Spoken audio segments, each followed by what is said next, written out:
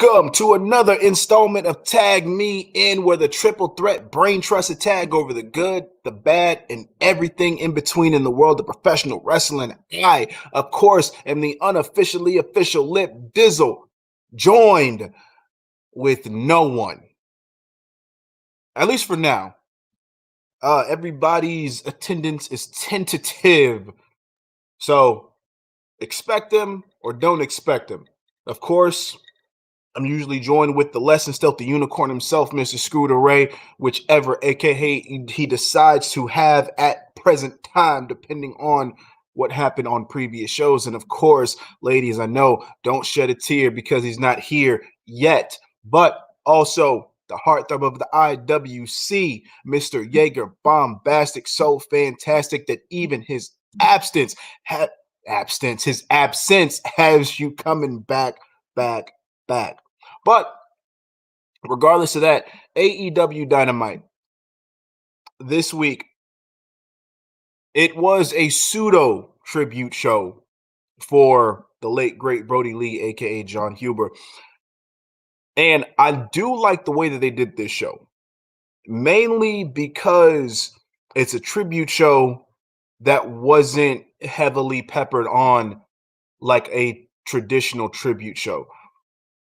And that's nothing, of course, we always want to honor those who were near and dear to us. But one thing you don't want to do is that you don't want to completely oversaturate it, especially with certain things that you have going on. Now, this show did a fantastic job by doing that. They had the certain moments that needed to happen. They peppered in the right things at the right moment. So nothing ever overstayed its welcome. So that's a fantastic thing.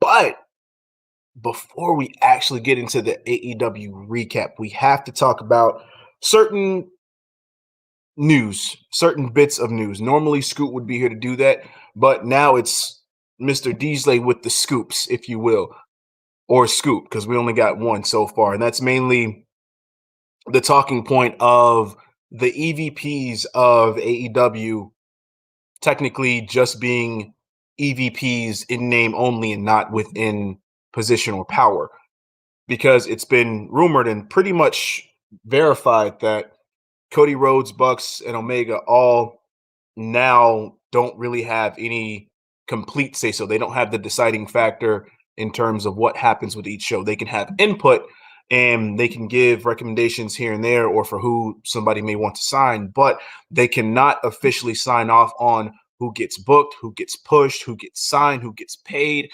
and what happens in certain booking situations. So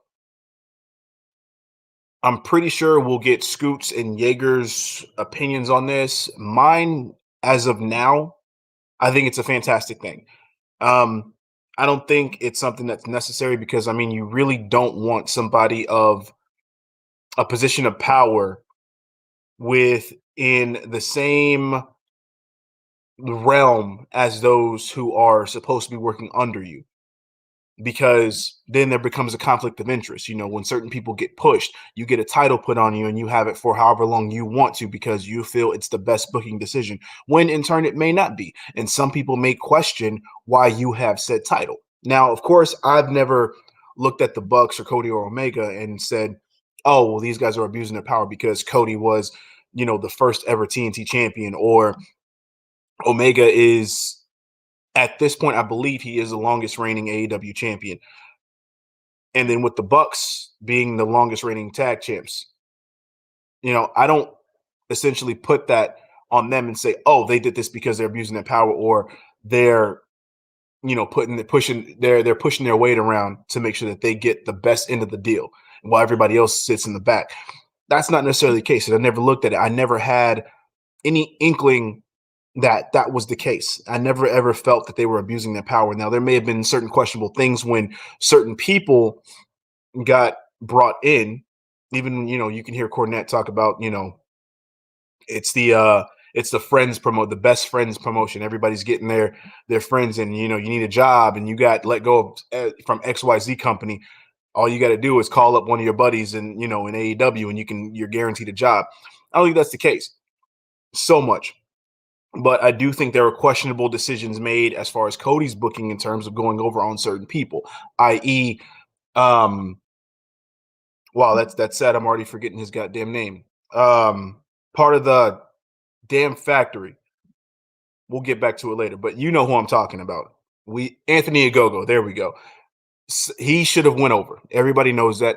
And now of course he is not on TV, still on the roster, but not on TV. At least as far as Dynamite and Rampage goes. I don't think he's been on Dark or Dark Elevation. I could be wrong. Yeager can confirm that because he's been the one that's been covering that.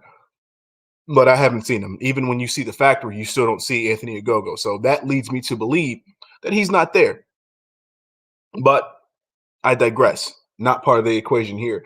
What is a part of the equation is that the EVPs are EVPs in name only, not in power. And I find that to be a fantastic thing as of now. And ladies, there you go. Boom. Yeager. Bombastic. So fantastic. Your tears can be gone away because he is officially back. What's up? Not much. I was really just going over the Scoots job with his scoops, but basically talking about how all the EVPs are now just EVPs in name only and not in power. Oh yeah, I saw that this morning, and Same. I'm not sure how I feel about it. Oh yeah. Well, I mean, if it's already been effective for the last couple of weeks, That's what I believe. Shows have been great. I haven't had any complaints. Even with this show, although it was it wasn't as great as the last couple of weeks have been. I mean, there were still some great matches, but I don't know. It just didn't hit the same tier. Like, I don't know. I guess there's still such a high from Bryan Danielson versus Kenny that that's really hard to top that. Yeah. But no, this week was still great. And I mean, hey, if they're going to be more so in name only, and then what was it? Matt and Dana were doing what again? They were doing merchandise. Yeah, Matt and Dana are doing merchandising. Yeah. That means I think they're still doing that though. Nick is still involved he's more so involved with BTE now. Cody's doing what was Cody doing? Was it talent relations or something of that effect? I believe so. I can't remember too sure. I know Omega was working with the women, but I don't know what he's doing now. Well, I remember Omega specifically was he's of course tied up with the AEW games and the women. Oh yeah, that makes sense. That makes a lot of sense. But so I mean, it's not necessarily a con or like a bad thing. I'm not like booing Tony Khan for this at all. Same. But as long as he doesn't get too power hungry about it, yeah, everything should be fine. I think it's a good thing, as far in my opinion. Yeah. Mainly because it's the way that things used to run in WWE a long time ago.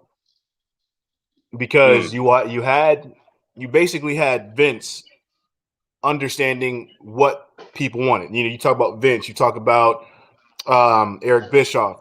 In terms of NXT, you talk about Triple H. Always one person that has their finger on the pulse. Vince, at this point, has lost touch. I think Tony Khan is in the perfect position because he understands what the fans want.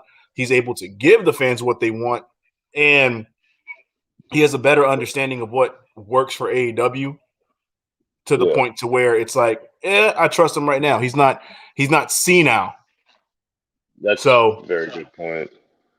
So it's okay.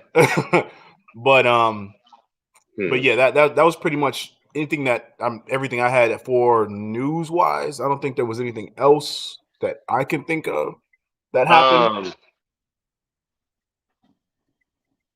I guess this is gonna go back to your hot tag on NXT, but due to their decreased viewership, even What Culture, shout out to What Culture, are actually not going to be covering NXT 2.0 anymore.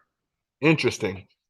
Like it's just not getting it's not getting the views like on their little ups and downs. Like I was watching that yesterday, and they made a little announcement that they're not going to be doing ups and downs for NXT anymore because of the decreased viewership, which is leading to the decreased viewership in ups and downs. Which is kind of like shit, but at the same time, like it's completely understandable from my point. Yeah. I did see mentions on people that, I mean, rumor mill of people that could be starting to jump ship from AEW to WWE now. Interesting. One of the top rumored ones was actually Brian Cage. I doubt it, but I mean, it could be understandable if he does. Yeah. I mean, and we've talked about it before. I mean, it's not, and no slight against Brian Cage, but even if he wasn't with Team Taz, I don't know if he would have moved the needle for anybody on AEW, like in particular. Mainly because, I mean, there's nothing about him that just said, "Yo, I need to tune in to watch a Brian Cage match." You know, I think the only notable match that I watched that I actually appreciated was the one he had with Hangman. Yeah. Other than that, it's just No slights against Brian Cage, but he just kind of looks like Vince's wet dream anyway. Yeah. So he probably fit right at home if he wanted to go to WWE or NXT 2K. I mean, 2.0. With better graphics. Anyway. Right? But yeah, I mean, and I can understand a lot of people feeling a certain way about like the booking of AEW because they do have a lot on their roster, but a lot of people that's not even actually signed. So yeah, you know, personally, personally, one of my favorite unsigned people, Rekka Tahaka. She just went 0-5 this weekend. Dark, I'll be covering that later on. I'm thinking that I might just do After Dark on Wednesdays or Thursdays, depending on what I have time for. Into your biz. Oh, and moving forward, I may actually end up just covering NXT like that, quick and simple. Just talking about what I like and what I don't like about it. But I wanted to throw my 2 cents in on the Index honeymoon. Dexter Lumis doing the eyebrow thing and the just the quick takes on all that. That just felt so WWE. yeah. And shout out to at least he's protected. Yeah, the WWE effect though is definitely taking hold getting stronger in NXT. But I don't want to shoot too much on their ratings because their ratings I think was at 6 something. So that's still their median. That's their average. Is it? Now, yeah, their average for like the past year has been around like 680 or 690. 690K, depending on what happened. But once they go under like 5, then I'd be like, oh, they should probably worry. But right now, I mean, they're probably okay with what it is. They're not hitting the demo though. They're definitely not doing that. No. At all. I think they're doing like a 1.4. Yeah, that was another reasoning for What Culture dropping the review is because of like their demos with 16 to 49 is not great. No, not at all. But AEW is doing a fantastic job, and I think and I like that you came in and you actually stated that you felt it was not a lower tier show, but not up to par as the previous shows. And I can agree with that, but not in a bad way because no, not at all. There were still some big highlights of what happened. I think the primary word in all that is consistent because there you go. It's never bad. It may not be as good as the previous show, but there are a lot of good things about the show that held it up to where you can say it wasn't as good as the previous show, but you can't say that it was a bad show. And I like that because at least you know that you're actually getting something good. And that's the thing about NXT that used to be good because there were shows I'd go in and like, you know what? It was all right. but I look forward Yeah. to next week. I always kept coming back because there was always something. And now with NXT being the way that it is over the past 3 weeks, I'm just like, They really I need to literally almost stop. forgot to watch it. Yeah. Like since 2.0 came out, I've been on the Hulu episodes but this week I actually gave it my full attention on the 2 hour show, and I mean, it was a hell of a women's night. Yeah. Little disappointed that Gigi and JC didn't take those belts. Somebody needs to take the belts off of Io and Zoe, but They're gonna wait for Mandy to win the women's championship, and then they're gonna end up putting the titles on Gigi and JCJ. I mean, it's not a bad idea to have Mandy be the winner of that, but there could have been better winners. Yeah, that's true. Personally, I think Casey and Caden should have taken the titles off of Io and Zoe, and then you could have had Toxic Attraction take it off of them. Regardless of how long they had the titles, it still would have been a good look. But they don't pay me to book, so whatever. But getting into Dynamite, they started off with CM Punk coming out again. They're basically going to they're basically going to continue to start off every show with Cult of Personality. Feels like it. Have CM Punk come up there, but him being on commentary is not a bad thing because they're not continuously putting him at the forefront of the show in like different feuds here and there. They're finding a way to keep him on the shows and make him have his presence without having him in the ring or having a promo all the time. So it's like good. It actually helps make matches for him even more special too. Yes, absolutely. Yeah. And the potential for certain feuds, which we'll get into later on. But after that, the show started off with a bang. Jungle Boy and Adam Cole, baby. Or a boom. And here comes the boom, and the boom came. Oh yeah. This match, loved it. Yes. I don't know if I deserved it this soon. I gotta be honest, I wasn't as interested at first because, like Scoot, if I know who the winner's gonna be, you gotta I'm like halfway in.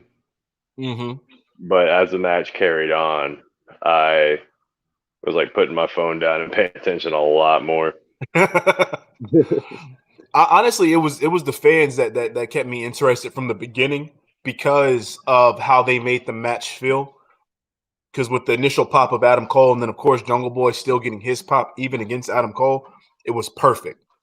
Because it just, again, the term organic continues to flow through AEW because that's just the natural feel that they have.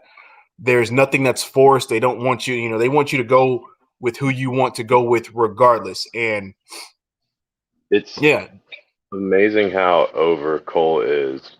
To penetrate both WWE and AEW, that we know he's the heel. He is the bad guy here.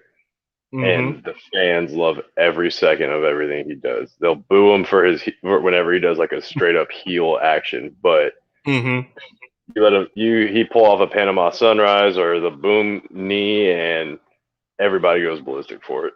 Yeah, and it's perfect. So once the moment that the Elite breaks up, he's going to be an even bigger star by that time because they're gonna start clamoring for him to win some type of singles title. But of course, we're gonna get those trios titles first, and we're definitely getting the Bucks and Cole, the Super Click. Oh yeah, I want that shirt to get those titles. I know, right? Fantastic. You know what? That'd be a great shirt for the tag to wear. You're right. But anyway, need to get them shirts. Put that on the budget. But yeah, of course, Cole goes over with shenanigans. Nice little still making Jungle Boy look strong. Having Cole cheat to win. Simple. Simple booking, no problem. And there was a theme throughout this show, which, of course, well, once we get to MJF's promo, we'll get into the meat and potatoes of that. But there was a general theme throughout this show that basically had me put my foot in my mouth after a well, not necessarily put my foot in my mouth, but we did do a video on this subject previously, and we got questions answered. That's what I'm trying to say. Not foot in my mouth. We got questions answered. There we go. But Cole's music hits. No, BTE. The BTE theme hit, and then the Elite came out to cut a promo. Of course, commercial break, came back, started to cut promos, and very lengthy promo for a bit. Not a problem. I like the shitting on Brandon Cutler. No issue there. Cole basically talking about how he's the best, undefeated, and that's that. Yeah. But then we get Kenny on the mic, and Kenny was interrupted yet again by Bryan Danielson. And this was fine. This was fine up until a certain point. Because I feel like things went like this, where Kenny was talking and then Danielson started to say something, and then it just kind of got weird, and then he was like, "Come out, boys," and I was like, I don't know how I feel about that. It just sounds weird. But I don't know, man. Kenny No Balls was kind of funny. Kenny No Balls was a good thing because, again, just like they say at the bottom, Danielson checked Omega's manhood. We'll have to see if he does have balls. I don't want to see. I'm pretty sure he does, but we'll get somebody on that. Knowing the Elite, man, they probably check each other. We'll check that on. Maybe they can do something on BTE. We can see. They probably will. They should. Hey, look, guys, I got balls. They should do something. But basically Danielson clamoring for a rematch, but for the title this time against Omega. Omega rightfully not accepting, because I mean there's no need for him to. Danielson had his first match against Omega. It ended in a draw, time limit draw.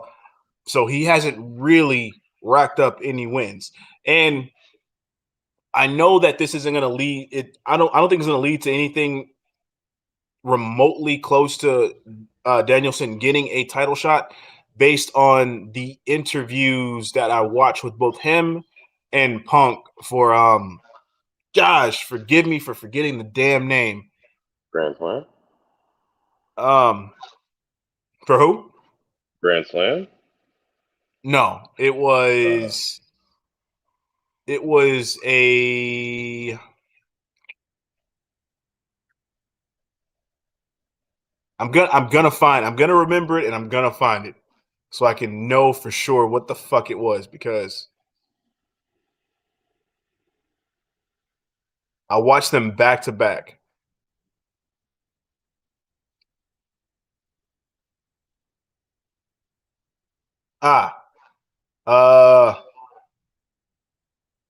Barstool Wrestling.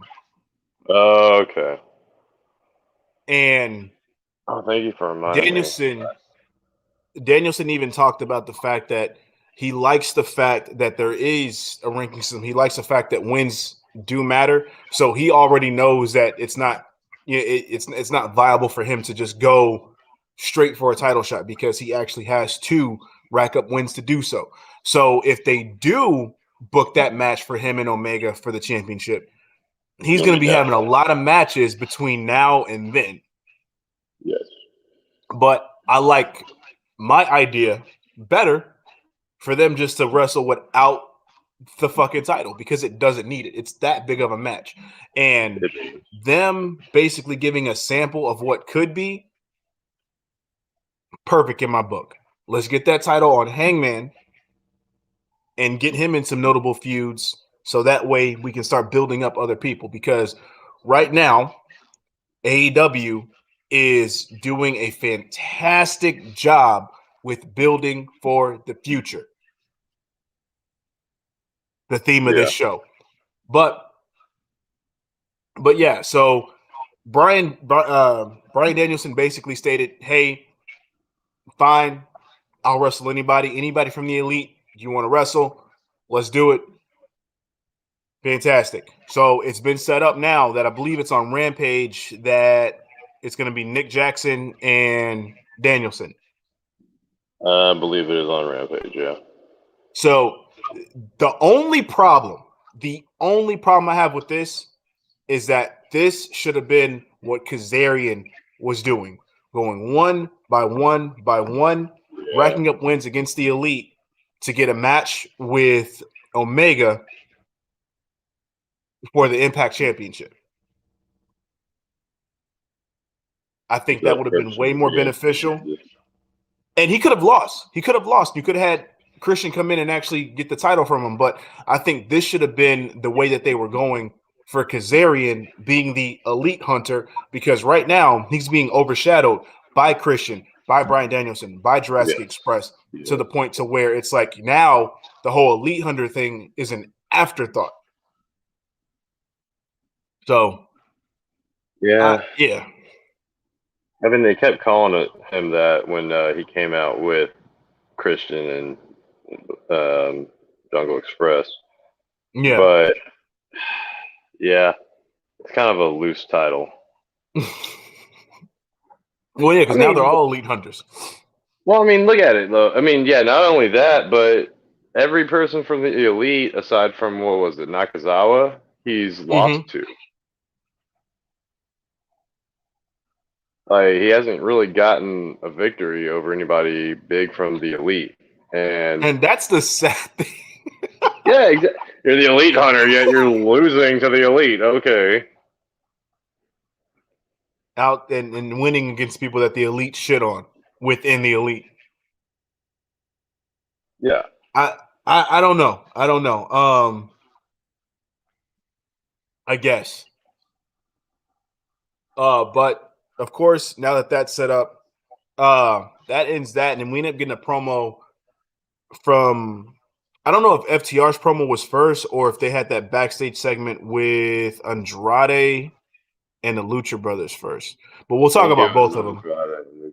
But yeah, let's go on. Yeah, which actually surprised the fuck out of me, because Andrade talked about the Lucha Brothers defending their tag team titles against some notable talent, but apparently Andrade actually has a team for them to face. For the AAA tag titles, yeah. Oh, for the trip. Okay, so I listened to that wrong completely. All right. So, but then still confusing, because we tried to book the shit as Lucha Brothers joining up with Andrade, but it looks like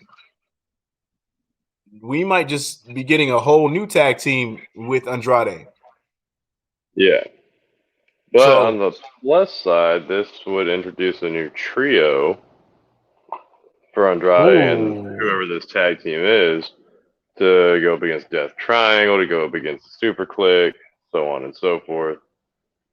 I did not think about that, but that makes a lot of fucking sense. Yeah.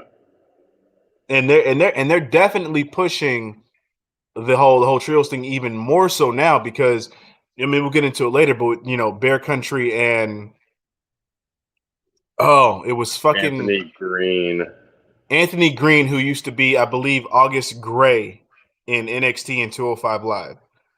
Okay. Yeah.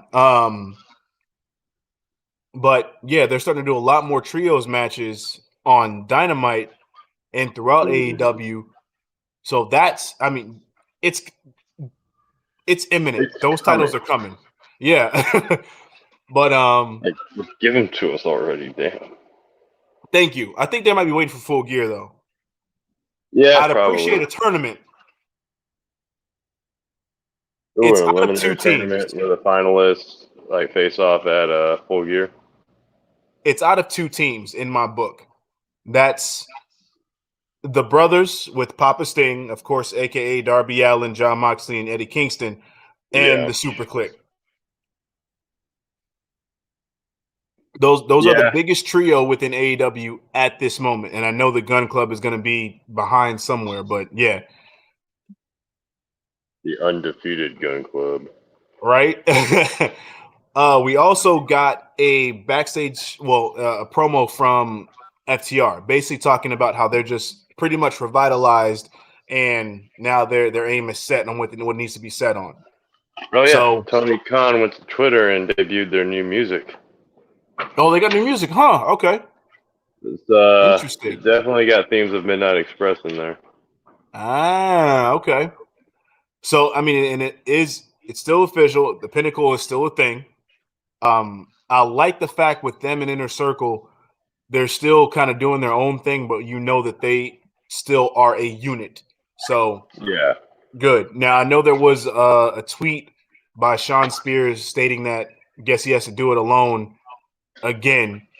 I'm not sure what that's pertaining to. I doubt it's pertaining to the Pinnacle and him leaving. No, that would have definitely been on TV if he was doing that. Exactly. So I definitely don't buy that. But then from there, we actually get, and it's funny because I thought about it when the entrance happened. Dante Martin and Matt Seidel facing against Cody Rhodes and Lee Johnson. Ironically enough, Dante Martin and Matt Seidel both leaving their brother's side to join up as a tag Right. team. Right. Well, I guess it's a way for them to take a loss without like screwing with their tag team record.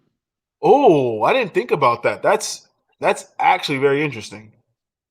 Huh. Like, yeah, and hopefully this means soon enough that Darius will get back. True. Because I do want to see Top Flight within this tag team spectrum, because with AEW focused on the now as well as the future, it's good to put more, because Dante Martin has been doing a lot of the heavy lifting for the reputation of Top Flight. So I would Yes. hope that Darius can come in and actually get a piece of that, so that way he doesn't end up being forgotten like the likes of, Christian in WWE, WWF, and Matt Hardy in WWE, Yeah. WWF. So we'll see. Yeah. But Cody Rhodes and Lee Johnson against Dante Martin and Matt Seidel. This, I know it's setting up for something, and I hate that I don't know what the fuck is going on, because the booking of Cody Rhodes is so fucking weird. It really is. Um, because I mean, apparently, based on the end of the match, he's still focused on Malachi Black, which I'm fine with that. To an extent, but with Lee Johnson doing the blind tag to get himself in and then taking the Mhm. win, which is good on him, fantastic. It's and that's another thing, because that's also very weird, because Cody also stated that he was not going to turn heel. He said he retired before turning heel. Yeah. I don't know if I believe that. Hmm. Could just show up with Stardust. Unless that's the case. Or he just says fuck everybody and just does his own thing, which I'd be fine with that, because that's not Or he necessarily him takes on a turning new heel. persona in general and joins Malachi Black. Oh, huh. Because I don't know if the whole Star. I mean, granted, he still can't use Stardust because that's AEW. I mean, that's WWE property. But if he does do something different and goes to the quote unquote dark side, that might work. Because look, the thing is, and I know Cody may not want to go heel. Cody Mm. is a fantastic heel. He's amazing as a heel. So it's crazy how he just refuses to want to. It's almost like the John Cena effect. John Cena can be a fantastic heel. He chose Yes. not to based on merchandise, but Cody has been a heel on numerous occasions. His heel Most work in notably, DTE alone. But you're yes. saying most notably. No. I mean, I was saying because I was agreeing, because I was Ah, immediately going to go to the whole ROH thing with the whole Ring of Honor championship, with him having the fucking Ring of Honor. Fucking loved it. Fucking loved it. And he already has the makeup of a fucking heel. It's like you can't unsee that. right. So my thing is, why the fuck not? Why the fuck not? But it's hard to see him, especially in terms of star power, with Malachi Black and him actually becoming a heel. Now, I don't know if they would be equals in terms of a tag team, or we're talking about a stable where Malachi Black would basically be the forefront because he would be the one to have. Yeah. So, yeah, I'd love to see a heel Cody or a persona of a heel Cody. And oh man, I just wanted to bring back all that heel work he did, even in BTE. Like even if you didn't follow, even if you didn't watch his run in Ring of Honor, you just go back and watch him in BTE and how he acted. Exactly. And it played so well into the whole Bullet Club thing. It played so well into New Japan. You see people. Matter of fact, see, there's homework. Kenny Omega, damn it! Yes, homework, people. Just go back and watch what was it? All of, I want to say 2018 or 2019? I think it was like late 2017 going into 2018, because remember that was also when they're setting up for All In. Perfect. There you go. Yeah. There you go, people. Homework. New Japan Ring of Honor 2017 to 2018. Watch all that shit. Yeah. Don't forget to watch your BTs. They're only 15 minutes at that time. Really are. It takes nothing. You can go take a shit in the bathroom and watch that. Simple. Yep. Simple. I mean, it's about movement. It's happening. It happens. We all do it. Anyway, but Lee Johnson gets the win. Cody outside the ring gets in. Which Cody looked weird when during the celebration.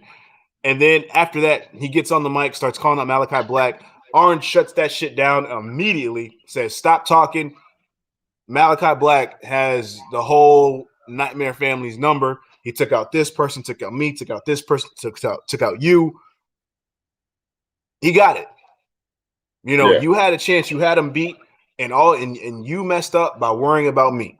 I don't know what the whole retirement shit with putting your boots in the ring was about, but if I'm in this kind of feud and I got this going on, I'm going to make sure that if I have to hold the barrel of a gun to somebody's head. That was the weirdest metaphor that I just dropped my jaw on. Yeah. He's like, I'm going to splatter his brains. Like, what are you going to do if you're getting held up at gunpoint or you're getting robbed? You're getting carjacked. That's what it was. Yeah, it was carjacked. Like, are you just going to let them take the car, or are you going to pull out the Glock and put it to their head? And Arn Anderson definitely said Glock. He said, pull out the Glock.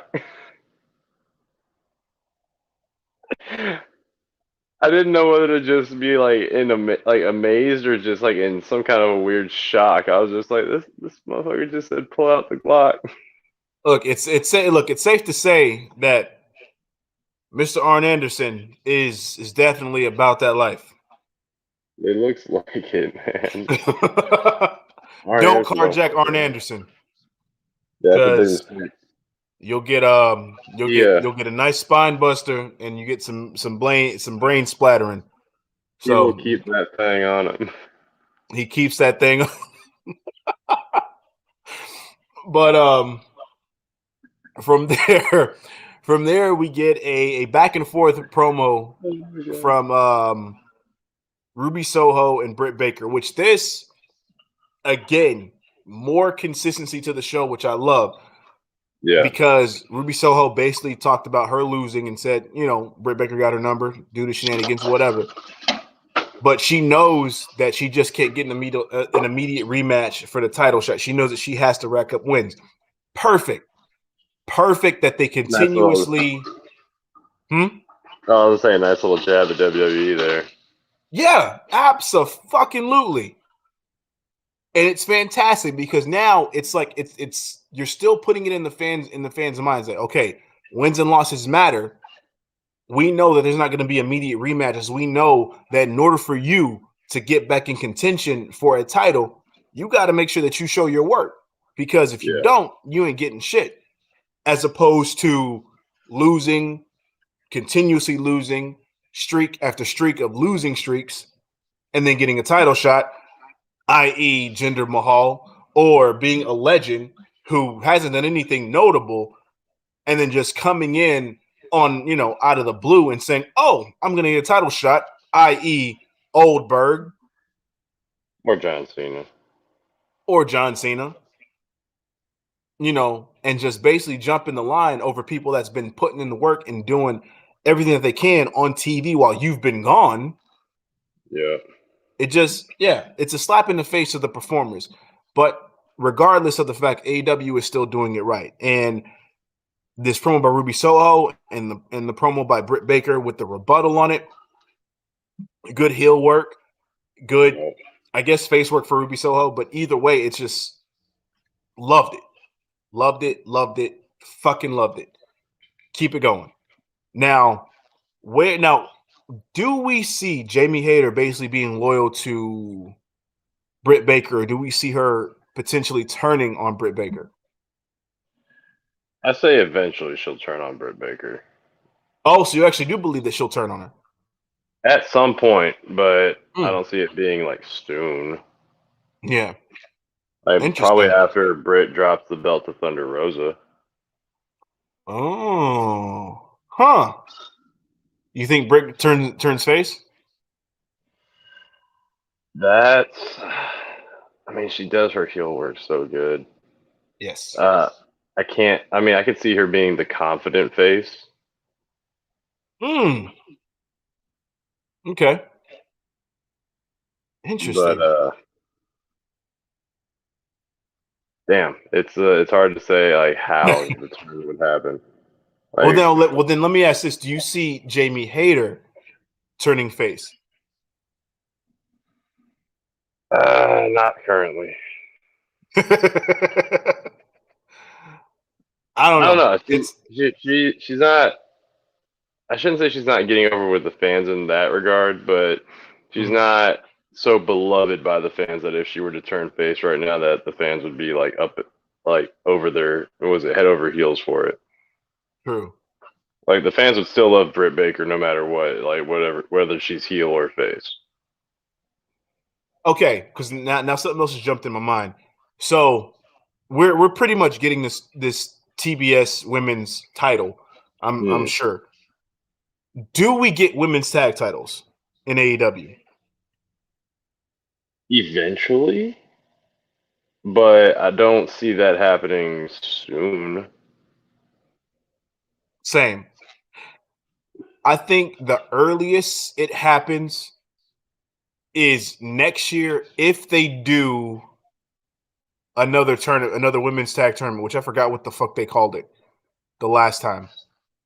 Yeah, that was cool that they did it, but at the same time they just made it off to the wayside because they got medals for Diamante and Ivelisse. Yeah, and but then nothing happened from left.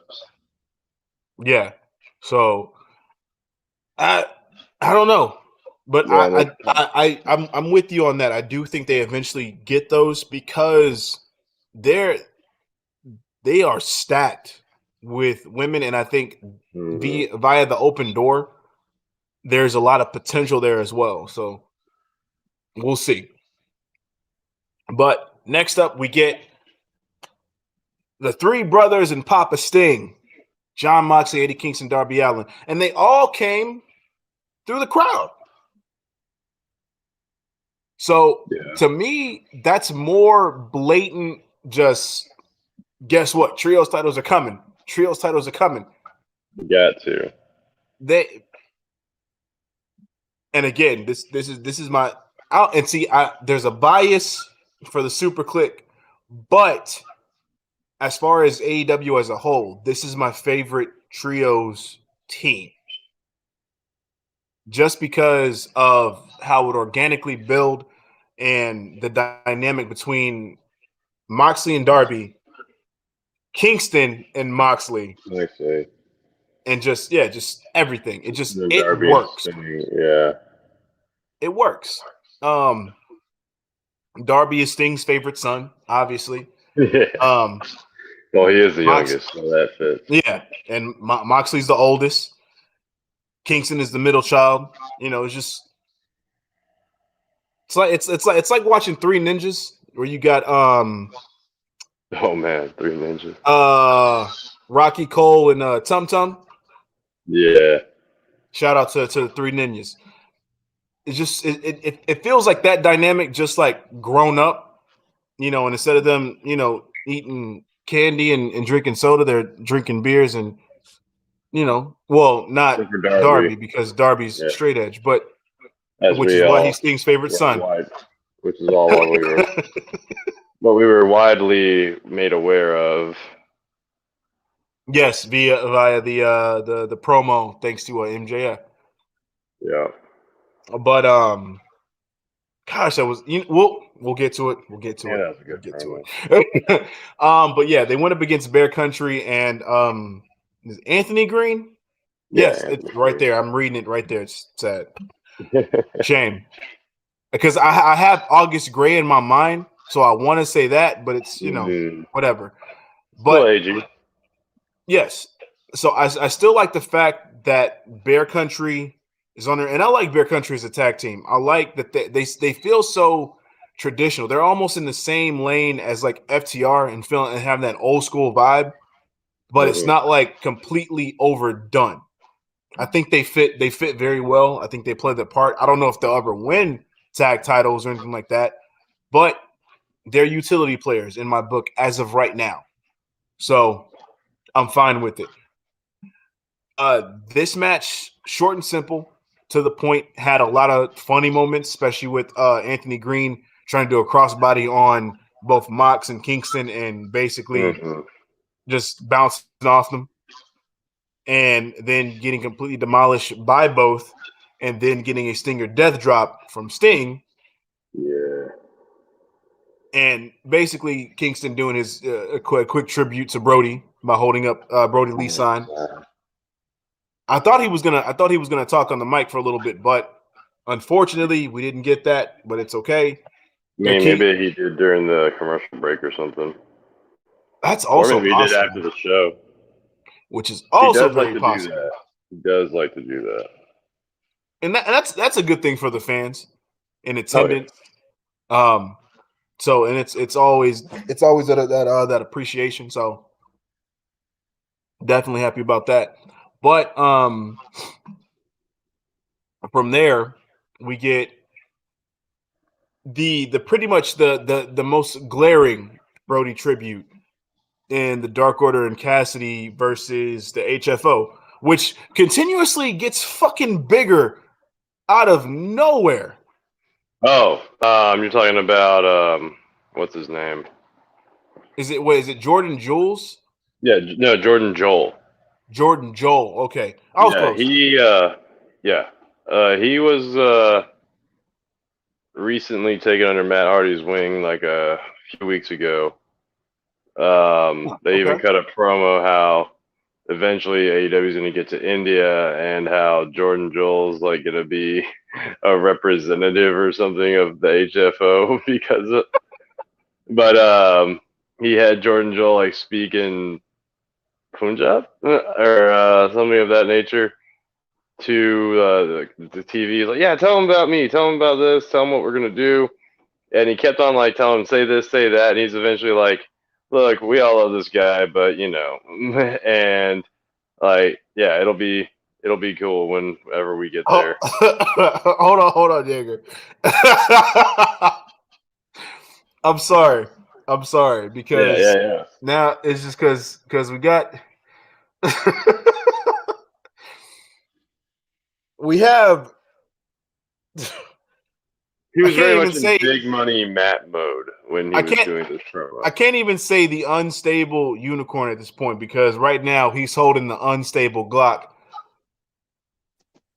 Mr. Scoot Anderson. Oh my god! No, hold on, Scoot. So you can't just come on here and just leave the moment No, that wait, shit is what? shown. No, Scoot.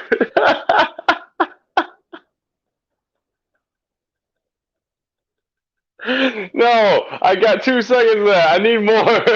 I You see need. what I'm saying? Oh Here's the no! problem. We brought him on. He saw that we had the Hardy family office on here, and he said, "Fuck all that," and then dipped the fuck out. It's Yep. exactly what happened. Yep. How apropos it is for him to jump in the moment that we start talking about this match and give us that fantastic image of Mr. Arn Anderson holding a Glock. So Come on, Scoot. You got to come back with that. Oh my god, that was gold. I hadn't seen that yet, and that's amazing. interesting, because that's the first time that I've seen it. So yeah, Scoot, get your ass back on here so we can see what the fuck that is and where you got it from. But until then, this match, we all know that Dark Order's been having their issues Yes. due to hell. Throw it in the pond, you name it. It's there. Well, I You mean, know. the biggest issue with them being how they treated Hangman's departure. Absolutely. But yeah, that amongst how like half of them are, well, shit, 4 out of the 7 are not really cool with Uno trying to take the leadership or trying to act like as an interim leader in all of this. And then Uno And feeling slighted because they're not accepting him, I guess. yeah, and basically just lashing out at whoever just doesn't fall in line. But in for lack of a better term, obviously. Yeah. But now I know there were the rumors of one Bray Wyatt attending said show. Damn it, I really I wish that was going to be true. I don't know how true those rumors are because again, nothing is ever for sure until we see it. And Facts. you know, and of course, leading up to the show, I think the day of, I think the morning of, I think I had heard that there was, you know, it wasn't going to happen. But I thought that would have been a misdirect to be like, okay, well, they're saying it all of a sudden now that he's not going to be there, so maybe he will. So I had high hopes that he was probably going to show up. But the moment that I saw Amanda Huber show up, I was like, nah, there's no way because I don't Yeah. see Bray Wyatt debuting during this type of situation because clearly they're not going to be feeding off the disarray between Dark Order because now they're making this a happy moment where they're going to come together, you know, for the great for I don't want to say greater good because that sounds so cheesy, but Yeah. For the love and for memory of Brody Lee. yeah, there we go. That I think that's better for you know for the memory of Brody Lee Yeah. and to show that unity, you know, for the faction that basically -1 has inherited. And Yes. a good call to him, you know, throwing the paper again. Oh man, that was So, beautiful. Him throwing the papers at Uno. and then Amanda Huber coming out and basically saying, you know, no, what are y'all doing? Get your Get this shit shit together. together. Yeah. Um, and then them coming in and just having that whole fucking flurry, and then the hug, and then of course Alan Five Angels getting his mask taken off. What this is like the second time, I think so. and he basically just said fuck it, and he said I don't give a shit about putting the mask back on. So I don't know if he's gonna leave it off because now he did still have it off during that Sammy Guevara promo during Road to the Top. So I don't know. We may just say, you know, I think we might have 10 as the only 10 and -1 as the only two with actual fucking mask. Ooh, shout out So to Ten's new mask, by the way. yeah. That looked sick. Also, shout out to Ten coming out in Brody Lee's cloak. Everybody's That getting their was, chance. yeah. But I mean, it's obvious Dark Order goes over on this one. Orange Cassidy completely overshadowed. I get why he was in the match, but it wasn't necessary. They didn't have to have him in this match. They could have left Matt Hardy out of the match. Yeah, that's what I'm saying. They could have left Matt out of the match because hell, HFO is big enough to have enough members to be in this fucking match. They are stacked with useless talent, as Scoot would say. Yeah, I'll tell you. I mean, I don't know, man. Private Party and Butcher and Blade are pretty fucking great. Yes, they are. No issues here whatsoever. Yeah. Is Penelope Ford part of the HFO now? With her coming out to their music with Bunny, it's hard to say because I don't know. Because I mean, they could have been pressed for time when she came out and said, fuck it, we're just gonna have everybody come out at one time. Yeah. I don't know. But I wouldn't put it past them. I don't see Kip anywhere. At least, where the hell has he been? Is he injured? He's doing some. I think he's doing some vignettes with like this fucking box that says underrated and over it. It's some weird shit. So I mean, that leads me to believe that he's coming back at some point, sometime soon, with a new gimmick. So who knows if Penelope's going to be over here in HFO? Kip may be doing something on his own. Could be. So, we'll see. But Dark Order right now seemingly feels like they're back together. I don't know how. Yeah, I don't know how official it is. I would actually. So, there's Mr. Unstable Block. What happened? How you just gonna come on here with that amazing image and then just leave, man? Look, so what happened was while I was trying to get on, some ruffian had to come up, and I had to show him what was up. Try and carjack you. Yeah, you know what I'm saying. So I had to show him what was up. So, Okay. I had to let him know.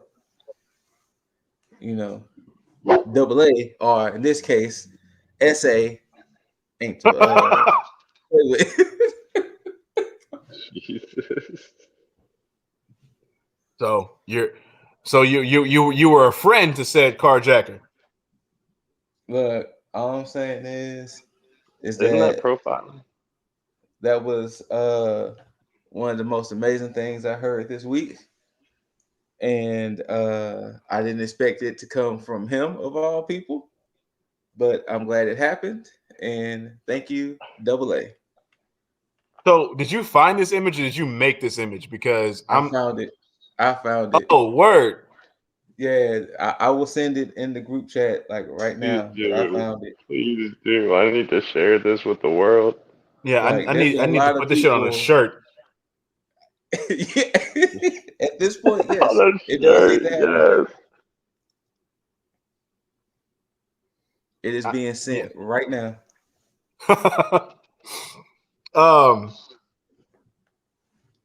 Scoot. What up? I know you're probably pressed for time. You got any thoughts on No. Go ahead. I'm here. What's up? Oh, you have any thoughts on anything that happened because I mean right now we're pretty much at a little bit over half of the show. I enjoyed the Cole and Jungle Boy match for sure. Yeah. Fantastic. I enjoyed that they gave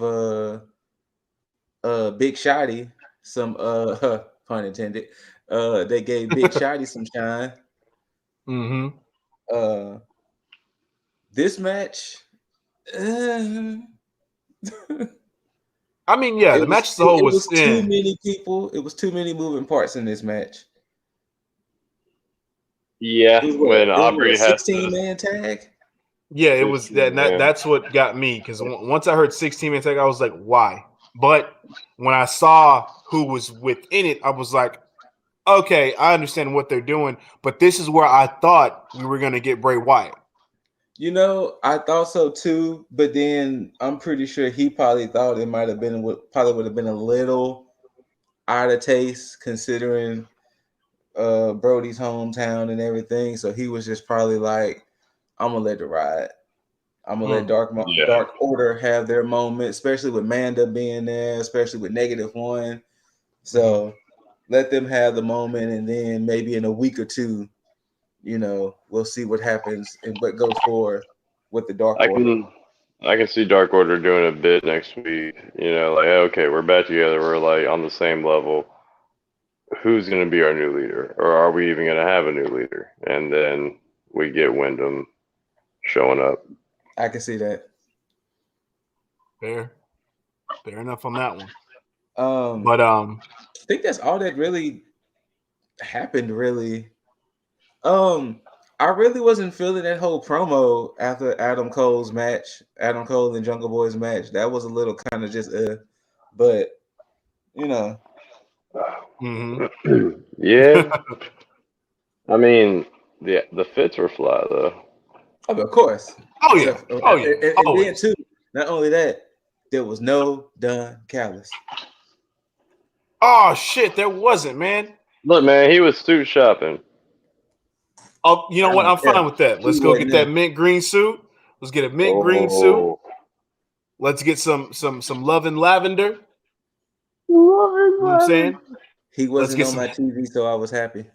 We'll get some heavenly white. Heavenly white. I would have gone for some eggshell white myself, but that would have been fine too. Give me a soft silver. He can get a whole bunch of stay off my TV. No. You can see that? No, you can't have that. Can't have that. Nah, we won't let that happen. Matter of fact, get Callis, if you're watching, give us a sherbet orange suit. Oh yes. We can use every view we can get, but Don Callis, we don't need your view. Big yikes. Big yikes. But what but you know what views we do need though? What's that? KJ's. Who? KJ's. In a way. Hey. In a way. Hey. In a way. I was thinking more the lines of Team Cheeks for Weeks. Yo, that's the name. Oh. Loki, I'm fine. Thank you. Thank you for the love. But that's the name. But yes, T.A.G indeed. Because they were next up. Once again, y'all know how I feel about anything dealing with HFO. So of course I was already going for T.A.G, but always. I mean, no question. Yeah. No question. Oh yeah, there was no doubt that we were going for T.A.G. But yeah. So. I mean, Team Cheeks for Weeks. Yeah. Brazil weather and gripping leather. Oh, bars. Listen. This match in itself was nothing to shake a stick at. It was more there for the moment because we're putting Dark Order on TV. With the inclusion of Ty Conti, who is definitely unofficially, officially a part of Dark Order. They won't say it, but we know she is. Now, one of the main reasons why I still feel that eventually next year these women's tag team titles are coming because too many tandems. This is definitely a team that's going to be vying for said titles or said medals until they get titles because clearly those medals are a thing. Not officially since we haven't seen them since they were won by Diamante and Ivelisse. But regardless, yes. This was more so for the moment because at the end, Ty Conti and Anna Jay definitely won this match. -1 came out, celebrated with them, and that was that. No, -1 came out and celebrated with Ty Conti. Well, we know what he did. We know what he was doing because Jungle Man is already gripping leather. -1 is trying to feel the Brazilian weather. I get it. But it happens. I get it. He's trying to become a +1 man. So, man, that kid's approaching puberty, and I just fear for Ty one night. I fear for -1. I don't think he's ready. He ain't. He's gonna be like, "Hey Ty, what you doing tonight?" Right? I don't got any homework. You know what I'm saying? He gonna be like, the homework's done. My mom is willing to drop me off. Where you trying to go? Oh, you know he's trying to go. He's trying to give her that exalted one.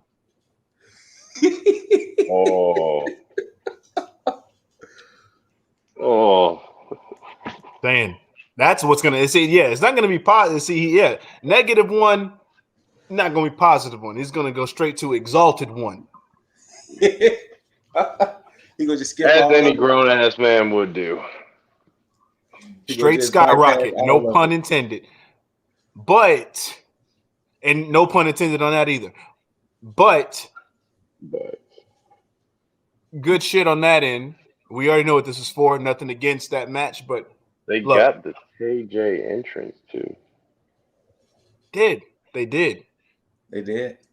And on both accounts, both Penelope Ford and Bunny look like a team rocking the black and red, and you know, Cheeks for Weeks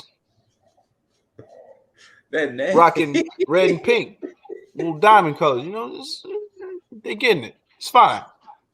But one of the highlights of the night, again, and this is where I said we talk about the meat and potatoes of this show, and that's the fact that this show, its core theme was basically building for the future, and we had a video where we talked about this exact topic, stating that with everybody coming in from outside of AEW, whether it be WWE, Ring of Honor, New Japan, Impact, so on and so forth, would this overshadow the future of AEW? This show in itself answered that question with flying colors and basically said no. Mm-hmm. And MJF said it himself, the pillars of AEW. Well, he said 4. I stated 5 with Ricky Starks. But if we're talking about the 4, Sammy Guevara, Darby Allin, Jungle Boy / Man, and MJF himself. This has been stated. We already know. Anybody that's watched AEW knows that these 4 are the ones that are going to basically take the reins within AEW. And I love how they opened up with Adam Cole and Jungle Boy / Man. I love how we had a match with Darby Allin with his 2 big brothers. And I love how we ended off the show. So everything was bookend and filled in with substance of said future. And this gave us the potential, one of the potentially biggest feuds outside of MJF and Jungle Boy within Darby Allin and MJF. And I love how MJF went down the line and basically stated Sammy Guevara beat him, Jungle Boy beat him, Darby Allin didn't really say much and kind of just sped past that. He sped past it. And of course, during that, we ended up getting Darby Allin coming out. Didn't expect it either, but he came out, he cut his promo on it, and basically said, "I'm the only person out of the 4 pillar out of the 4 in this pillar who's had a title." Sick burn, and then of course MJF trying to cut deep, making it personal. And I know there was. Go ahead. Once again, to kind of bring up what you said, I wonder, is it what did you call it? Heel privilege? Positional privilege. Yeah. Because he was saying so. I mean, granted, Darby has told the story of him and his uncle before, but still I he's mean, trying to. we've also seen Dark Side of the Ring, so I don't know. You know what I'm saying? He's trying to dig the knife deep and turn. So, Look, I know for a fact that they have had to had a they would have had to have had they would have had to have had a conversation before this promo because I just can't see MJF just going off the cuff and saying fuck. I'm just gonna say whatever and you're just gonna deal with it. Now, right. Darby's reaction to it made me feel authentic and genuine. Like, yo, I didn't expect you to talk about this, but I'm gonna compose myself. Mm-hmm. Yeah. But there's no way outside of of all of Heart of Hearts, MJF, the way he comes across. I know for a fact there's no way that he just went just off the rip and just said, you know what, fuck it, I'm gonna just do what I want, say what I want. You got to deal with it. Yeah. But it was surprising though because Darby just switched it. It said, you know what? You're not going to break me mentally. Which, to be fair, I wonder what you would have to say to Darby to break him mentally. That's very interesting. Considering what we've seen him put through physically, it makes me wonder mentally what would you have to do to break Darby? That's the intriguing part about it that I like. Because that's a good standpoint on that because it's like, yeah, will we ever see Darby like break? And I think if we do, it's going to be because of MJF. Oh yeah, obviously. They have what? If they don't try to rush this match, they have like a month and a half until Full Gear. So yeah, unless they try to do it in one of the later October shows, but they have a little bit to kind of build it. Earliest I see this happening is Full Gear. That's the very earliest. If it doesn't happen then I don't see it happening for at least another 6 months, maybe. I think this may just be like a tease. Because again, just like me and Jaeger talked about with the trios titles, it's between Super Click and the brothers with Papa Sting that's going to end up getting those trios titles first. Sons of Sting. If I had to take a guess now, Super Click. That's the only reason I see them losing to Lucha Bros at the timing that they have. Adam Cole is too hot right now. Yes. So I can definitely see the Super Click being the first ones. His entrance music made #1 on multiple streaming platforms. Hey, that's the Adam Cole effect. It's all about the boom. All about the boom. Now there was, of course, there was a slight tease to Punk because MJF did bring up the fact that Darby, why Darby was straight edge, and of course, when everybody started talking about straight edge, Punk's name rang throughout the the crowd. Yeah. And he kind of brushed it off a little bit. Still pinpointed a few times, but for the most part, kind of just brushed it off. So again, we know there's history between Punk and MJF. We know that there's a story there. Not sure when they're going to pull the trigger. I don't think it's going to be anytime soon, nor should it be. But that'd be a great feud, MJF versus CM Punk for the title whenever MJF gets it. Oh, that's interesting. Would be. That's interesting. I don't know. And what's crazy is that now the title picture for the AEW Championship looks a bit more interesting thanks to the end of this match. So I'm going to say this. If y'all want to discuss the whole match, we can. I had a feeling when this match was happening, as it was happening, that the outcome was going to happen.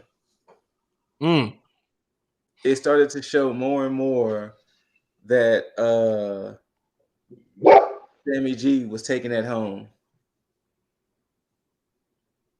Yeah, that I was still on the fence. I'll be honest. Even up to the end, I was still on the fence because that's where I had a genuine shock. Like, oh damn, they actually pulled the trigger on it.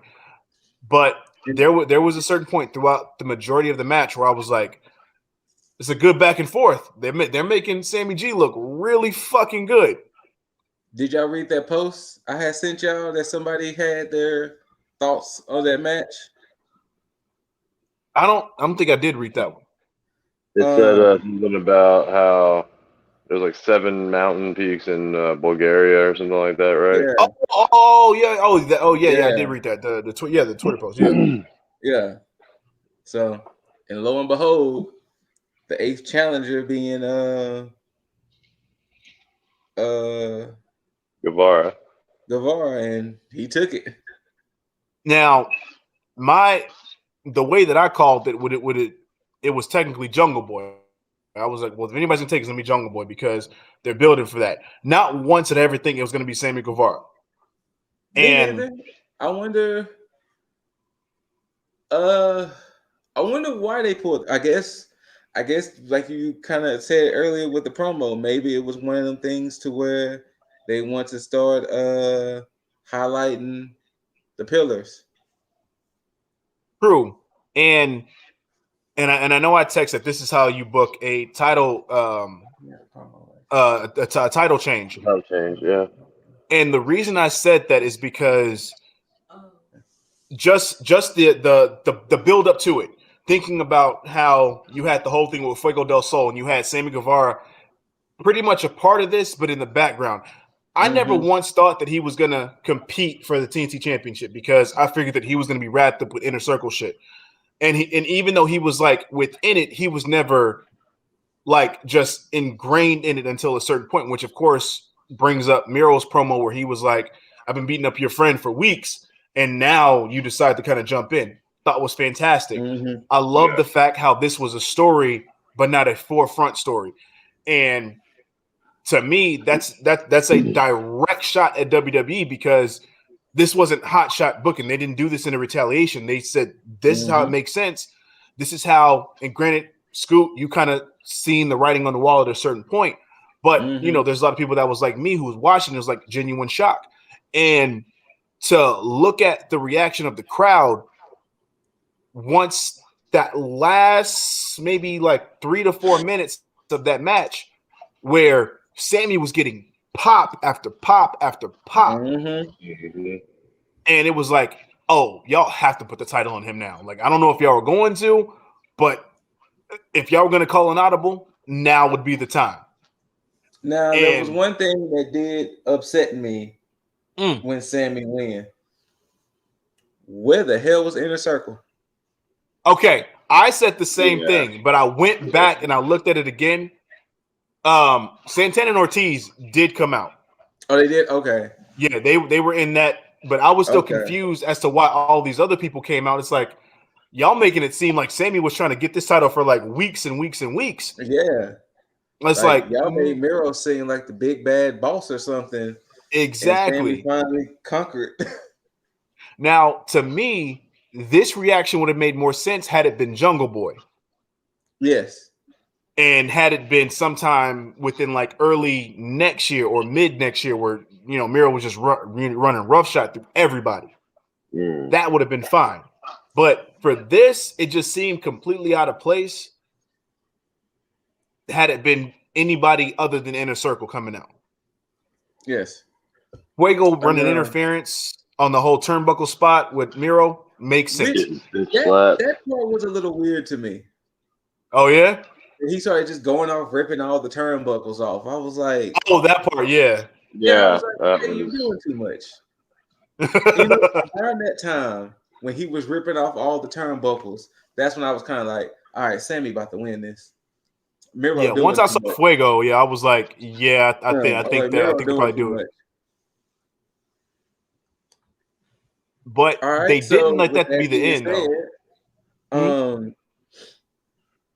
If you watch the first 20 minutes of Rhodes to the Top, we saw that Sammy G has his first challenger and one Bobby Fish. I did Yes. not see that. How did they go about introducing this? So basically, what happened was the first commercial break was an interview, and Bobby Fish legitimately did send a tweet because I did see the tweet, and then Sammy was like, "Okay, well, Bobby Fish will be my first competitor. He doesn't even work here, but hey." And then as he said that, the Man of the Year came around the corner and was like, "Oh, so you giving title shots to people who don't even work here while you have us here? Where's our title shots and things like that?" And then Sammy was like, "Bobby Fish is next week. I can fight y'all right now." And then, it was a pull apart, and then it went back to the show. Yeah. And here's the weird thing about it is because once the match ended and they had Sammy's celebration, commentary basically said, and next up, we'll hear from the champ. And I was like, but then they put the graphic up and then the show went off and I was like, wait a minute. When are they supposed to do this? And I was like, oh, it must be some shit that's going to happen on YouTube or whatever. JR said it. JR has said it. Oh, they did? I think it was JR or Excalibur. One of them has said, you'll hear from the new champ during the first commercial break. Oh, okay. So, I completely missed that part. That's why I had text in the chat that I wondered if something they're going to try to do to get people to at least watch the first bit of Rhodes to the Top. Oh, well, yeah. Interviews during the first commercial break or something. That's interesting. That would be actually something interesting to do. But I just hope they don't get too carried away with it. But Jaeger, I didn't finish watching the first episode, but to give you the timeline, the first episode he had just did his promo against Anthony Ogogo when he was saying he was about to have a half black, half white child and all of that. That was around the time frame of when the first episode. Yeah, I thought they would have gone back to like the inception of AEW Dynamite and shit like that. I thought so too, but remember they was kind of sprinkling in stuff here and there because with Cody and Brandy being the chief branding officer and an EVP, they were sprinkling in different things of the different hats that they wear, and then another tidbit that they showed that Julia Hart and Lee Johnson are a couple apparently. Yeah, crazy. Huh. Yeah, because they actually herself. went to Cody. No. They actually went to Cody, and then Lee Johnson was like, "Hey, just letting you know we're a couple," and Cody was like, "Okay," and just left it at that. So I wonder if Lee Johnson was a part of that Eiffel Tower. Oh my God! No. Saying, I mean, she just wanted all the big shouty. There's a lot of questions that need to be answered, and the only person we can ask now is Lee Johnson. Yeah, at this point. So, but it seemed like it was an interesting show. Like I said, after the Sammy Guevara segment, I stopped watching, but it seemed like it's gonna be interesting. But I guess my DVR only catches so much. But I guess to go back to it, do we think Scorpio Sky or Ethan Page is going to be the one to take the belt off of Sammy? I would hope it's Scorpio over Ethan Page. Same, because I was hoping that Scorpio would have taken it off of Darby at a certain point. So from that promo though earlier, it seemed like they want Ethan Page to kind of be next up. Yeah. But yeah. I don't know.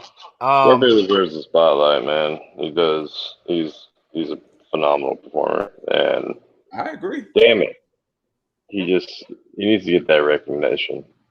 But I mean, it's like I said before. I'd already said that after Miro, I feel like it's going to be no more lengthy title shots for the TNT title. So I think Sammy may get 3, 4, maybe 3 or 4, most 5 defenses. Whether they be spread out, because I don't think they're going to be very close together. I think they may be close, and probably spread out. Probably 2 meaningful feuds, and then like 3, I don't want to say BS. Yeah. So, and then you'll get the next person. So probably by like his 6th defense, he'll do it. At least with Did y'all Sammy being mention? champ. Oh, go ahead. Did y'all mention Leo Rush? Oh, we okay, didn't. yeah. Oh, so yeah, I called this shit. I said once he got hurt, said he was gonna fucking retire. I said he probably got shook up. He probably got shook up. He was gonna be back. He's young enough to the point to where it's like, all right, and you know who did it? Motherfucking Tony Khan said, you know what? Just come on over here. Just come over. We got you. Gave a promo. Somebody said Leo Rush is the only AEW wrestler to debut twice. That actually is true. It is. Now, he did post some that there was some pictures that he posted. Apparently, him and Mark Henry have made up. Okay. Yeah. And then another picture that was interesting, he did take a picture with Private Party. And my immediate thought was, please take them away from the HFO. Oh, you know what's gonna happen? Since they're doing this whole like LBO money man thing stock markets thing. Yeah. He's probably gonna buy them out of please. Matt Hardy's fucking contract shit. Like that's a good another trio. But good trio. Even doesn't look bad. Yeah, that's another trio. That's another fucking trio. See that? Oh my gosh, the booking of this trios division is fucking crazy. So that's my immediate thought when I saw it. I was like, please pull them from the HFO. Yeah.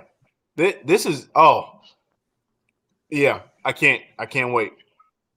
I can't wait to see what happens when these trio titles are introduced. Give me all this shit motherfucking ASAP. But yes, regardless, that was Dynamite in a nutshell. The key word in all this is consistency. They've been very consistent with their booking, whether it been amazing shows like Grand Slam or just middle of the road but never bad shows like last night's Dynamite, which is still very good in its own right. It's just not, it doesn't have everything, but they do what's necessary. Because again, we're and Rampage, look, they know how to book. Yeah, in our show. Get out of Rampage. They're definitely getting better with it. They're definitely making it make sense and making it exciting to watch and kind of making you want to stick tuned week to week to week to see what's going to happen. Because honestly, who really went to that show and legitimately thought Sammy G was going to take that belt off of Miro, considering how dominant Miro has been? Exactly. So, crazy thing is, we got no promo from Miro. Right? Oh yeah. Miro's about to turn into a madman. Watch we get CJ. Yep, this might lead to CJ coming. Book it. I know. Before we wrap it up, did y'all get a chance to hear Adam Cole on Talk Is Jericho? I've been wanting to listen to it, but I need to. I listened to part of his oral sessions. Of course, like typical fashion, he had nothing bad to say about his time in NXT. He did say this is the first time since 2009 that him and O'Reilly aren't in the same company. Interesting. So he said that usually him and O'Reilly are always intertwined, but he said that since 2009, this is the first time they're not in the same company. He did say that NXT was treated like a third brand. He said, regardless of what it was, we were treated like a third brand. So that was for a bit. Huh? I say for a bit. I believe that to an extent. He was also talking about how everybody would always show Brit love when Brit would come to the NXT shows, and when he would go to the AEW shows, there was never any beef. Sean was his biggest mentor. He said, if anything, that's the one thing he will miss. He will miss being able to talk to Shawn Michaels. the most, because he said Sean helped him with a lot. Like Sean helped him with getting better with promos, in ring things. He said there was a lot of things that Sean kind of helped him with, and that made him a better NXT star. So he did say that's one thing he's going to miss, is that, that guidance from Sean. And he said that Sean and Trips were the first people he told that he was leaving, and they were nothing but supportive. Yeah, he kind of said the same thing on Oral Sessions too. Yeah. What else was he saying? He did say that they wanted to change his look. Yep, got that shit. I heard that through the grapevine though. He change his did name say and that cut they his wanted fucking to change hair. his look. Huh? So they want to change his name and cut his fucking hair. Yeah. They wanted him to be bald. He told Jericho how he got the name Adam Cole. Mm. And he said basically Cole was supposed to be his name up until he was born, but his parents named him Austin, and he said there was too many Austins, so he just went with Adam. Makes sense. Yeah, you don't don't see a lot of Adams. You really don't. Huh. And then he said, the Adam Cole baby, he said the Adam Cole part came from Joey Mercury. He said back in some promotion, Joey Mercury used to always go around saying, Joey Mercury, Joey Mercury, Joey Mercury.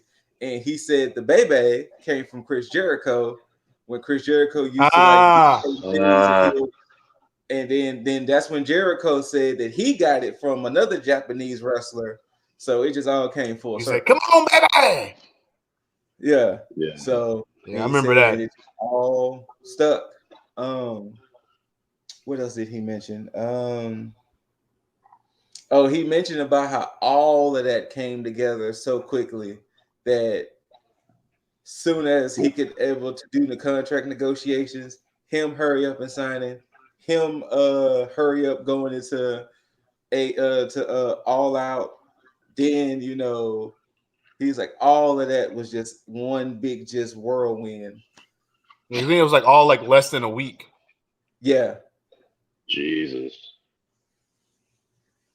Because I think he said up until that point, I think he said he was unsure.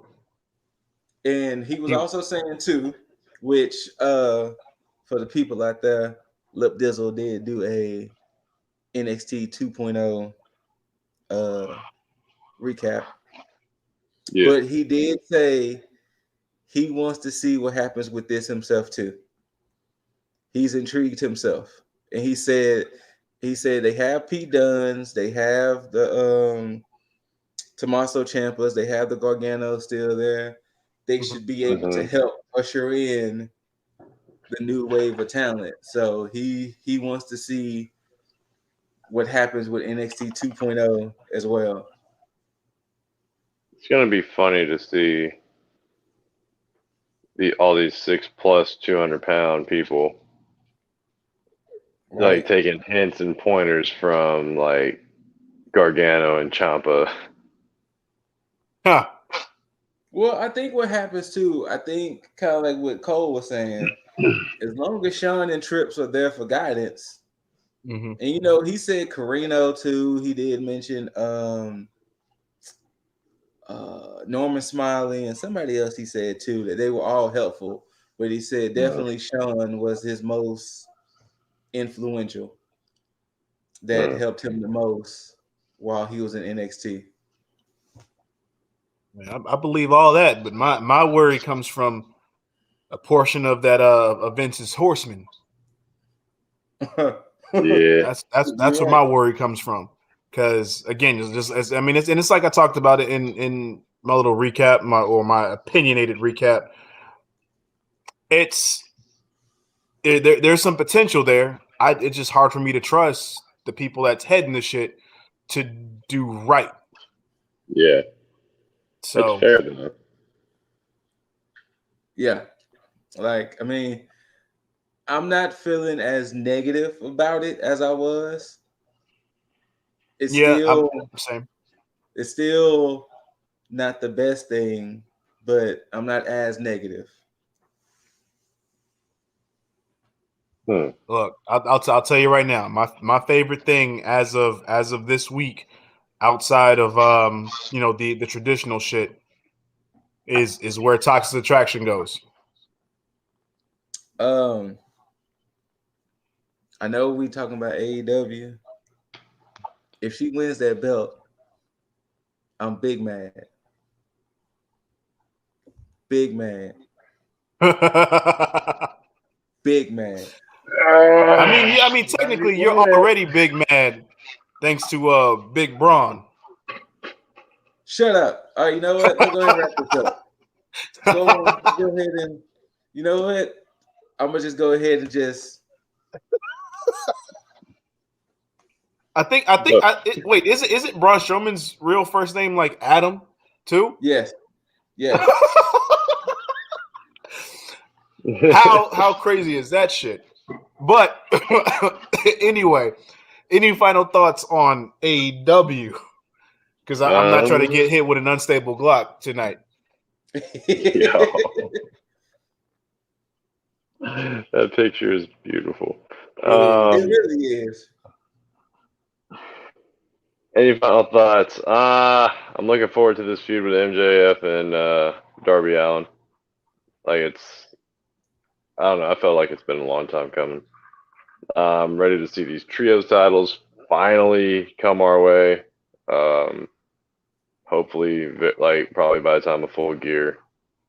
And then I'm even more ready for Wyndham Rotunda to make his debut in some form or fashion. Same. Scoot, you got any final thoughts? You know, I'm a little intrigued to see what happens with Cody. Oh.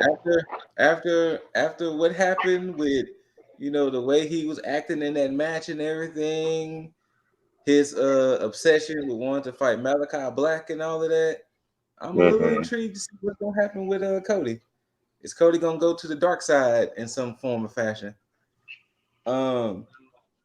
And of course, I'm still waiting to see what anything happens with Adam Cole.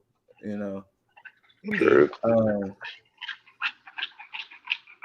kind of waiting to see what happens with Sammy G and his title reign. See how that goes for him. It's about to be the new Intercontinental title. So I'm waiting to see what happens with that. See how that works out for him. I want to see what he does with the belt. Yeah. If he changes it up. He already got a new title. He already got a new design. He got the black strap. Oh, okay. Title. Yeah. Cool.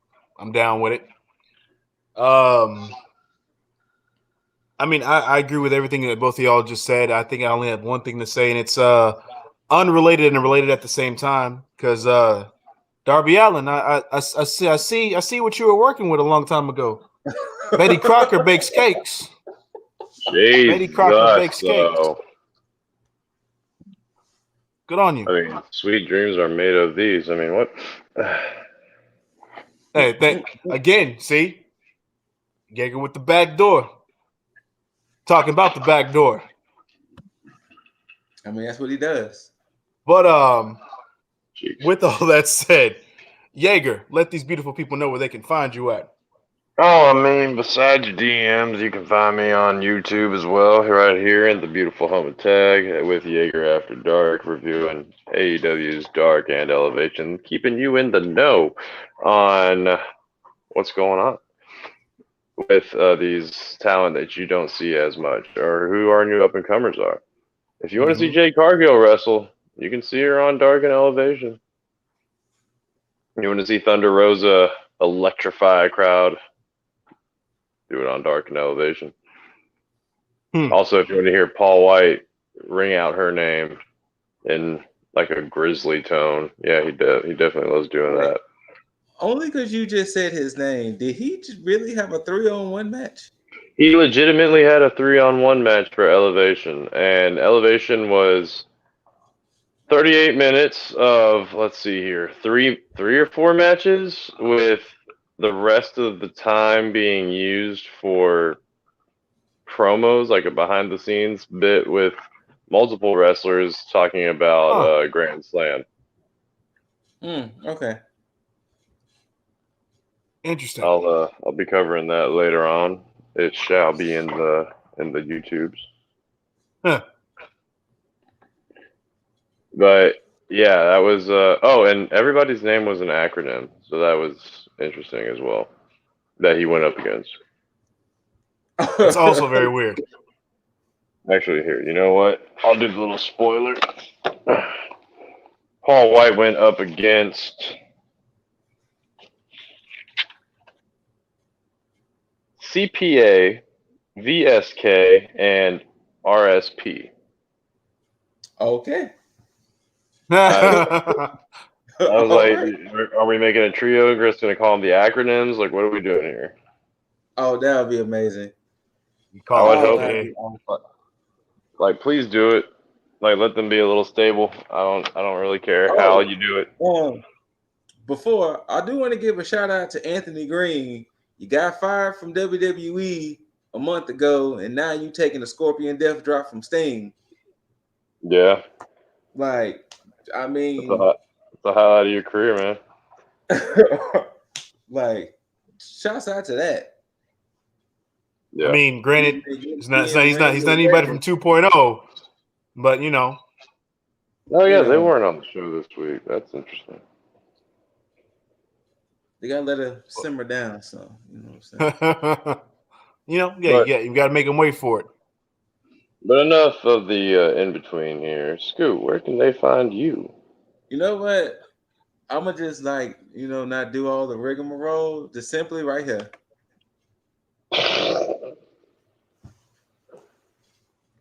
Find them in the car with that thing on them. That's Simply right. right there. Spine busters on deck. Because I don't That's what he calls his Glock. The spine buster. This is the greatest thing the internet has produced this week. Yes.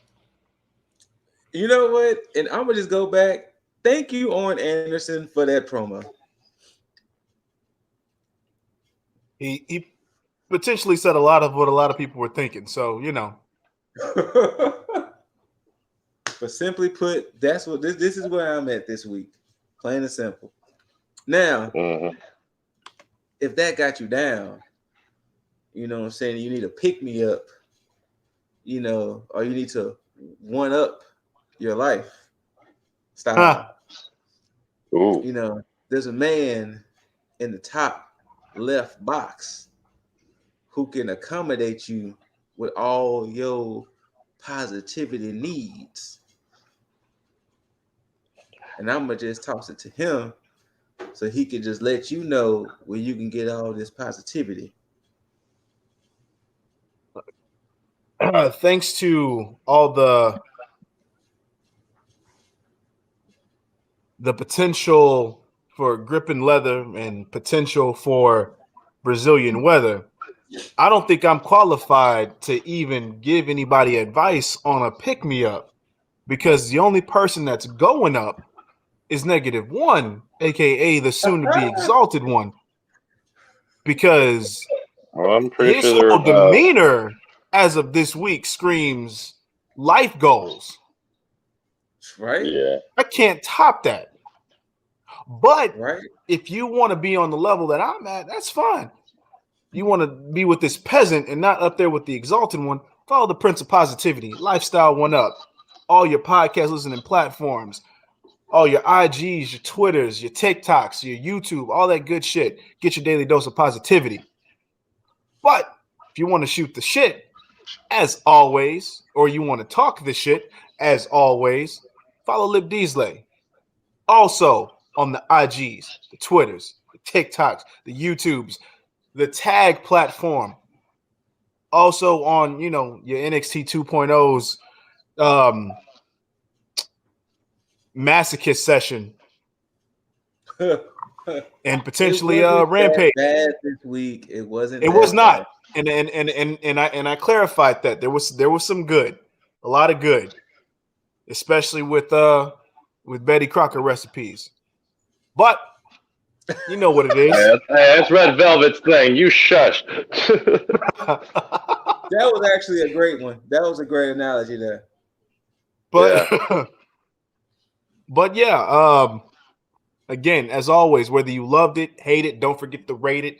Comment down below all your comments, concerns, questions, whatever. Hit that notification bell for all the updates, notifications. When Scoot drops some news bombs on you, when Jaeger drops some dark and elevation on you, when I drop NXT masochism shit and some rampage shit, when we come in here as a whole collective and drop some tier lists, some tag me in, some hot tags, some etc., etc., etc. Oh, y'all about to get this September wrap up. And that. But the most important thing, subscribe, mother effing subscribe to all that shit. But as I give my bros a nice too sweet, bada bada bada bada bam, I bid you all a nice adieu. And until you see these handsome faces and hear these immaculate voices, until next time, you beautiful mother effers, tag the fucketh out.